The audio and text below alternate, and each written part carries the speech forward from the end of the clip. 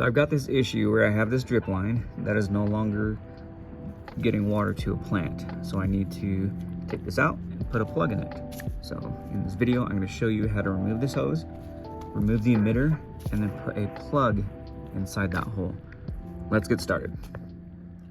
First step is making sure we have the right tools. Start with gloves always. We have the wire strippers that we need to take out the emitter, and then we have the Goof plugs that will go into the hole after we take out that emitter. So let's go ahead and get started with the wire strippers first.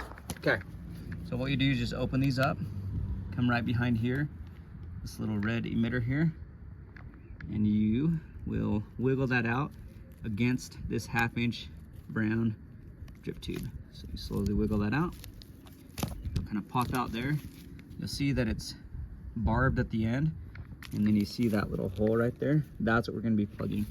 So we'll take this next step, grab the Goof plug, rip that off the pack, and you'll see it's directional. So this part is wider, this part is narrow. That's going to go in the hole.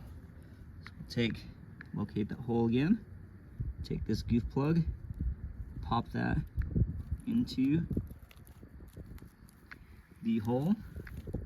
You kind of want to pinch it and squeeze it in there with your thumb, and then I always like to take the tube, squeeze it afterwards, so it's kind of pressing the Goof plug out.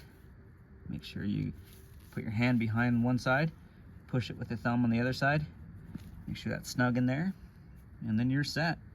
So that's how you replace a emitter after you've taken it out, because it no longer needs to water this area.